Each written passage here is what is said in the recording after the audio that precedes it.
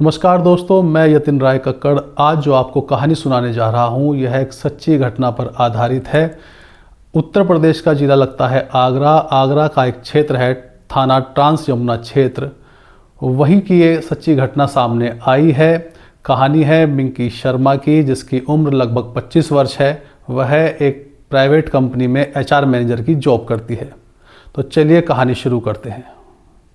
बात है 23 जनवरी 2026 की, जब एक लड़की लगभग सुबह 10:30 बजे, जिसका नाम मिंकी शर्मा है, अपने घर से निकलती है अपनी माँ से यह कहकर कि मम्मी, मैं दीपक की शादी के कार्ड बांटने जा रही हूँ और जो दूर के रिश्तेदार हैं उनको कुछ कार्ड कोरियर भी करने हैं। दीपक मिंकी शर्मा का छोटा भाई है। दीपक की शादी 6 फरवरी को होने वाली थी और उसी के कार्ड बांटने के लिए और कुछ कार्ड कोरियर करने के लिए मिंकी घर से निकली थी। मिंकी सुबह घर से तो निकल जाती है, लेकिन पूरी शाम बीत जाती है, रात हो चुकी थी, लेकिन मिंकी घर वापस नहीं आती। जब मिंकी घर वापस नहीं आती तो उसकी ढूंढ मच जाती है। उसके परिवार वाले उसे फ़ोन कर रहे थे, लेकिन उसका फ़ोन स्विच ऑफ आ रहा था। यह सब देखकर परिवार वाले बड़े परेशान थे, क्योंकि मिंकी समय से वापस आ जाया करती थी, लेकिन उस दिन रात के लगभग 9-10 बजे का समय हो चुका था। मिंकी का कुछ अता पता नहीं चल रहा था। घर वाले उसके दोस्तों से भी संपर्क करते हैं। दोस्त भी यही कहते हैं कि नहीं, हमसे तो वह नहीं मिली है। उसके बाद उसके ऑफिस भी जाते हैं। ऑफिस में भी मिंकी का कुछ पता नहीं चलता, क्योंकि उस दिन मिंकी छुट्टी पर थी। उसके बाद जब परिवार वाले परेशान हो जाते हैं, उसके कुछ दोस्त भी इकट्ठे हो जाते हैं और उसको लगातार ढूंढ रहे थे जगह जगह जाकर। और जब थक कर वो लोग टूट गए तो बाद में पुलिस थाने पहुंचते हैं और वहाँ थाना लगता है यमुना ट्रांस थाना क्षेत्र। वहाँ पर जाकर मिंकी की गुमशुदगी की रिपोर्ट दर्ज करवाते हैं। मिंकी के परिवार में मिंकी के पिता अशोक शर्मा, जिनके 3 बेटियां हैं। मिंकी सबसे छोटी बेटी है। 2 बेटियां मिंकी से बड़ी हैं, उनकी शादी हो चुकी है, और एक बेटा दीपक शर्मा, जिसकी शादी अभी 6 फरवरी को होने वाली है। अशोक शर्मा अपने परिवार के साथ एक क्षेत्र पड़ता है थाना ट्रांस यमुना क्षेत्र, वहीं पर एक कॉलोनी है पार्वती विहार, उसी में गली नंबर 4 में रहते हैं। बेटे की शादी होने वाली है, घर में पूरी तैयारियां चल रही हैं शादी की, और ऐसे में लड़की का गुम हो जाना उनके परिवार पर जैसे पहाड़ गिर गया हो, क्योंकि मिंकी अपने परिवार में एक जिम्मेदार सदस्य है और वह अपनी सभी जिम्मेदारी बखूबी निभाती है। ये मानिए अशोक शर्मा के लिए तो जैसे मिंकी उनका बड़ा बेटा ही हो। खैर, खूब ढूंढ मच रही थी। पुलिस में जाके रिपोर्ट दर्ज करा दी जाती है और पुलिस वाले भी आश्वासन देके घर वालों को वापस भेज देते हैं कि ठीक है, हम देखने की कोशिश करते हैं और जांच करते हैं, आप घर जाइए, क्या पता लड़की कहीं जानकारी में गई हो सकता है कुछ समय बाद वापस आ जाए। घर वाले वापस घर आ जाते हैं, लेकिन उनकी बेचैनी तो बढ़ी हुई थी, क्योंकि मिंकी को लेकर वह बहुत परेशान थे कि कभी ऐसा पहले नहीं हुआ था कि मिंकी ने इतना समय घर वापसी आने में लिया हो, या इतने समय तक के लिए वह घर से बिना बताए बाहर रही हो। मिंकी के कुछ अच्छे दोस्त भी थे जो लगातार परिवार के साथ मिंकी को ढूंढ रहे थे, उसकी तलाश रहे थे। उनमें से उसका एक खास दोस्त था विनय राजपूत। वह भी पूरी शिद्दत से मिंकी को ढूंढने के लिए परिवार वालों के साथ पूरी मेहनत और मशक्क़त कर रहा था। खैर, इधर ये सब चल रहा था, उधर पुलिस वाले अपना प्रयास कर रहे थे। तभी थाने में एक फ़ोन की घंटी बजती है और जानकारी दी जाती है कि यमुना का एक पुल पड़ता है, जवाहर पुल, वहाँ पर बोरे के अंदर एक युवती की लाश मिली है। पुलिस वालों के यह सुनकर कान खड़े हो जाते हैं और पुलिस तुरंत जो है जवाहर पुलिया पहुँचती है और वहाँ जाकर जांच शुरू कर देती है और शव को बरामद कर लेती है। अब पुलिस वालों के सामने उस शव की शिनाख्त करना एक बड़ी चुनौती थी। तो पुलिस क्या करती है, थाने में जितनी भी गुमशुदगी की रिपोर्ट दर्ज हुई थी और आसपास के थाने में जितनी भी गुमशुदगी की रिपोर्ट दर्ज हुई थी किसी युवती की, वहाँ सबसे संपर्क करती है और परिवार वालों को बुलाती है और बारी बारी शव की शिनाख्त करने के लिए बोलती है। उसमें मिंकी का परिवार यानी उसके पिता अशोक शर्मा और उसके भाई दीपक शर्मा भी थाने पहुँचते हैं। जैसे ही उनका नंबर आता है, वह शव को पहचान लेते हैं और फूट फूट कर रोने लगते हैं। जैसे अशोक शर्मा ज़मीन पर गिर पड़ते हैं, उनके ऊपर तो जैसे पहाड़ सा टूट गया था, और ये मानिए जैसे किसी बूढ़े या अंधे की लाठी ही टूट गई हो और अब उसे रास्ता कौन दिखाएगा। ऐसा हाल अशोक शर्मा का हो गया था। उसका भाई विलाप कर रहा था, चीख चीख कर रो रहा था, क्योंकि वह सबसे करीब था मिंकी शर्मा के। घर में जहां एक तरफ शहनाई बजने वाली थी, वहां मातम पसर गया। खैर, ये तो पता चल चुका था कि यह शव किसका है। अब पुलिस वालों के सामने आगे की चुनौती यह थी कि इतना जघन्य अपराध किसने किया है, क्योंकि एक हैरान करने वाली बात सामने आई थी। जब पुलिस ने शव को बरामद किया और उस बोरे से बाहर निकाला तो उसके अंदर युवती का सिर्फ धड़ था, वो भी नग्न अवस्था में। उसके शरीर पर एक भी कपड़े का कतरा नहीं था, वो पूरी तरीके से नंगी लाश थी। उसका सर अभी बरामद नहीं हुआ था। पुलिस जांच में जुट जाती है और स्नाइपर डॉग के जरिए जो है जांच करती है, तो पास में ही एक जगह पड़ती है, वहाँ से उसका सर भी बरामद हो जाता है। इधर घर वालों का रो रो कर बुरा हाल था, उधर पुलिस वालों के जो है माथे पर पसीना आ चुका था, क्योंकि यह अभी लड़की लापता हुई थी, अभी इसकी रिपोर्ट दर्ज हुई थी और इतने में ही उसका कत्ल भी हो चुका था। पुलिस के सामने एक बड़ी चुनौती थी कि इस केस की गुत्थी सुलझाना, कि इस इतने जघन्य अपराध के पीछे कौन है, किसने इस वारदात को अंजाम दिया है, यह पता लगाना। पुलिस अपनी जांच में जुट जाती है और पुलिस की जांच का अपना एक तरीका होता है। उसी तरीके को फॉलो करते हुए पुलिस कई जगह की सीसीटीवी फुटेज चेक करती है। उस सीसीटीवी फुटेज में यह पाया जाता है कि एक ऑफिस के बाहर एक आदमी जो लगभग मिंकी शर्मा की उम्र का ही रहा होगा, वह स्कूटी पर एक बड़े से बोरे को लेकर किसी दिशा में जा रहा है। उसी दिशा की तरफ के जितने भी सीसीटीवी फुटेज थे वह पुलिस फॉलो करके कड़ी से कड़ी जोड़ के जो है कुछ कवरेज अपने पास इकट्ठी कर लेती है और जांच में लग जाती है, गुत्थी को सुलझाने की कोशिश करती है। वही मिंकी के घर वालों के पास थाने से फ़ोन आता है, उन्हें थाने बुलाया जाता है और उन्हें कुछ सीसीटीवी की फुटेज दिखाई जाती हैं और यह पूछा जाता है कि क्या इस युवक को आप जानते हो।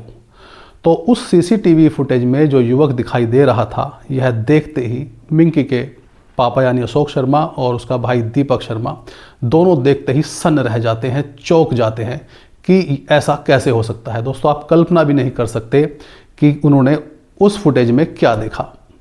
उस फुटेज में जो शख्स मिंकी की लाश को ठिकाने लगाने ले जा रहा था, वह शख्स कोई और नहीं था, वह शख्स विनय राजपूत था, जो कि उसका प्रेमी था, उसका खास दोस्त था। दोनों जल्द ही शादी करने वाले थे। विनय और मिंकी लगभग 5 साल से रिलेशनशिप में थे। दोनों एक दूसरे को पसंद करते थे। विनय जल्द से जल्द मिंकी से शादी करना चाहता था और मिंकी घर की जिम्मेदारियां पूरी करने के बाद ही शादी करने की हामी भर रही थी। खैर, ये जो कहानी अपने आप में सामने आई है कि जो कपल आपस में शादी करना चाहते थे, जो युवक युवती आगे अपनी दुनिया बसाने का सपना देख रहे थे, उन्हीं में से एक ने दूसरे का कत्ल कर दिया। आखिर क्या हुआ होगा, यही कहानी मैं आपको बताने जा रहा हूं आगे, क्योंकि अब पुलिस के सामने यह बात जाहिर हो चुकी थी कि ये जो शख्स है जिसने मिंकी का कत्ल किया है, यह विनय राजपूत है। तो विनय राजपूत को गिरफ्तार कर लिया जाता है और उससे सख्ती से पूछताछ की जाती है। जब पुलिस सख्ताई बरतती है विनय के साथ, तो विनय सब कुछ उगल देता है और वह सब बताता है कि क्यों उसने ऐसा किया और उस रात आखिर क्या हुआ था। विनय ने बताया कि मिंकी का फ़ोन विनय के पास आया था और मिंकी ने अपने भाई की शादी के लिए उससे 3 लाख रुपए की मदद मांगी थी। इस बात पर विनय ने मिंकी को हाँ कर दिया और ये बोला कि तुम शाम को 7 बजे के बाद मेरे ऑफिस आ जाना, मैं वहीं पे मिलूँगा, तुम्हें पैसे भी पकड़ा दूंगा और हम कुछ टाइम साथ में भी गुजार लेंगे। दोनों इस बात के लिए राज़ी हो गए थे। शाम को 7:30 बजे के आसपास मिंकी भी विनय के बताए हुए एड्रेस पर पहुंच जाती है। जब पुलिस विनय से पूछती है कि आखिर तुमने उसको क्यों मारा, क्या वजह थी और कैसे मारा, तो विनय बताता है कि दोनों एक दूसरे को बहुत प्यार करते थे और दोनों एक दूसरे से शादी करना चाहते थे। विनय शादी के लिए अपने परिवार वालों को राज़ी कर चुका था, लेकिन उधर मिंकी जो है वो बार बार यही कहती थी कि परिवार वाले नहीं मानेंगे क्योंकि हमारी कास्ट भी अलग है और अभी थोड़ा समय लगेगा, अभी हम शादी नहीं कर सकते, मुझे परिवार की कई जिम्मेदारियां भी पूरी करनी है। खैर, विनय टाइम दे रहा था, लेकिन एक दिन विनय को यह पता चला कि मिंकी का संबंध किसी अन्य युवक के साथ भी है। पिछले 6 महीने से विनय मिंकी को फॉलो कर रहा था, उसकी जासूसी कर रहा था और इस दौरान उसने यह पाया था कि मिंकी किसी अन्य युवक के साथ भी संबंध में है, उसके साथ जाती है और कहीं बाहर घूमने भी जाती है, उसके साथ सोती भी है और उसके साथ जो है अपनी दुनिया बसाने के शायद सपने देख रही है। यह सुनकर और यह देखकर विनय को बहुत आघात लगा था और वह मिंकी से कहीं ना कहीं ये सब चीज़ें क्लियर करना चाहता था और अगर मिंकी ये इस बात को कबूल लेती अपने मुंह से तो शायद वो उसको बर्दाश्त नहीं कर पाया और वही उसने उस दिन किया, क्योंकि वह पूरी तैयारी से गया था, वह साथ में चौपड़ लेके गया था, बड़े बड़े बैग लेके गया था और अपना मन बना के गया था कि अगर मेरी मनचाही बात नहीं हुई तो मैं आज इसको जान से मार दूंगा। ये सब विनय ने पुलिस को बताया है।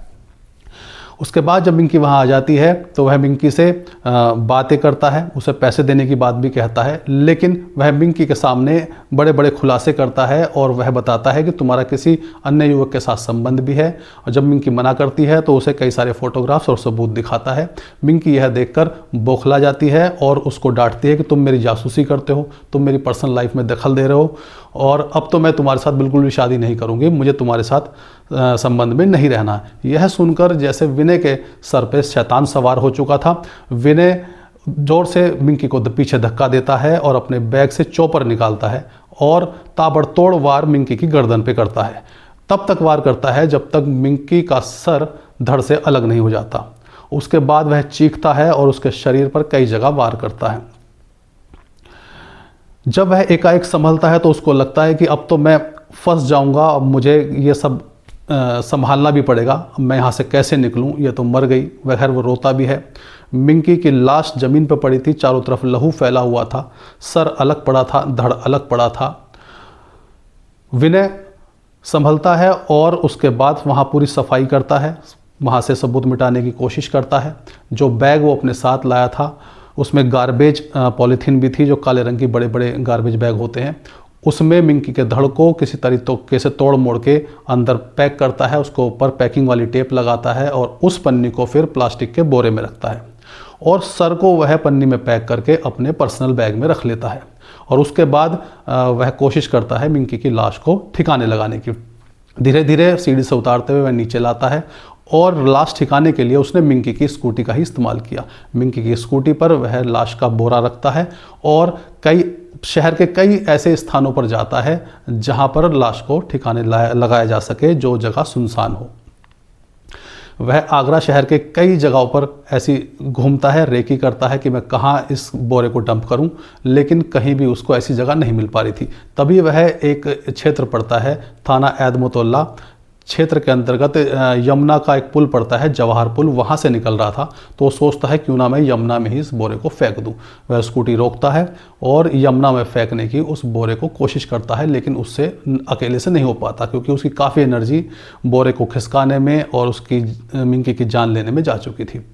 जब वह कोशिश कर रहा था कि उस बोरे को यमुना जी के अंदर फेंक दे ग्रिल के ऊपर से उठा के, लेकिन उससे वह बोरा नहीं उठ पा रहा था, क्योंकि बोरा बहुत भारी था और वहाँ से आसपास से लोग भी गुजर रहे थे। तो कुछ लोग उसे संदिग्ध नज़रों से देख रहे थे। यह सब देखकर वह बोरा वहीं छोड़कर स्कूटी लेकर एक जगह पड़ती है झरना नाला करके, वहाँ चला जाता है और वहाँ पर जाकर जो मिंकी का सर उसने अपने बैग में रखा था वह सर उसका वहाँ फेंक देता है और वहीं उसकी स्कूटी भी छोड़ देता है मिंकी की, और अपने दोस्त को फ़ोन करता है और उसके साथ बैठकर अपने घर चला जाता है। और उसके बाद वह मिंकी के घर वालों के यहाँ भी जाता है और एक झूठा ढोंग जो वह मिंकी को ढूंढने का कर रहा था, और इतनी अच्छी एक्टिंग वो कर रहा था इतना बड़ा अपराध करने के बाद, यह सब बातें उसने पुलिस के सामने उगल दी। पुलिस ने उसका कन्फेशन ले लिया है, स्टेटमेंट ले लिया है और उस पर संबंधित धाराओं में चार्ज लगाकर उसे जेल भेज दिया गया है। वहीं दूसरी तरफ अशोक शर्मा, जिनके लिए मिंकी किसी बड़े बेटे से कम नहीं थी, पूरे घर का भार उसने संभाला हुआ था। हालांकि अशोक शर्मा रिटायर हो चुके हैं रेलवे से और एक प्राइवेट जॉब करते हैं कोल्ड स्टोरेज में। भाई भी दीपक शर्मा प्राइवेट जॉब करता है। कैसे तैसे करके अपने घर को सुख शांति से चला रहे थे, लेकिन मिंकी का इस तरीके से चले जाना, मिंकी का कत्ल हो जाना अशोक शर्मा के परिवार के लिए, अशोक शर्मा के लिए बहुत बड़ी क्षति है। इसकी पूर्ति शायद कभी पूरी नहीं हो पाएगी। दोस्तों, एक कहानी जो मैंने आपको सुनाई है ये सच्ची घटना पर आधारित है। अभी 23 जनवरी 2026 को ये घटना आगरा से सामने आई थी। आगरा में एक जगह पड़ती है थाना ट्रांस यमुना, वहाँ की ये सच्ची कहानी थी। अगले दिन की अखबार की बड़ी बड़ी सुर्खियाँ, पूरा अखबार इन सुर्खियों से भरा हुआ था, क्योंकि यह वारदात अपने आप में बहुत बड़ी थी। कहते हैं ना, घर का भेदी लंका ढाए। जिस पर सबसे ज़्यादा विश्वास किया था उसी ने मिंकी के जीवन का अंत कर दिया, वो भी बहुत बर्बरता के साथ। इस कहानी को आपको सुनाने का उद्देश्य किसी को दुख पहुंचाना, किसी को परेशान करना नहीं है। इसका उद्देश्य सिर्फ आपको जागरूक करना है। आप सतर्क रहें और ऐसे लोगों से सतर्क रहें जो लोग इस तरीके की नकारात्मक मानसिकता रखते हैं। अपने आस पड़ोस में संभल कर रहें। अपने बच्चों का मार्गदर्शन सही से करें और उन्हें समय समय पर बताएं कि उनके जीवन के लिए क्या सही है और क्या सही नहीं है। वीडियो आपको अच्छी लगी हो तो लाइक कीजिए, कमेंट कीजिए, चैनल को सब्सक्राइब कीजिए। विनय के बारे में आपकी क्या राय है, उसे क्या सज़ा मिलनी चाहिए, कमेंट बॉक्स में लिखकर ज़रूर बताइएगा। जब तक के लिए स्वस्थ रहिए, मस्त रहिए। जय हिंद, जय भारत।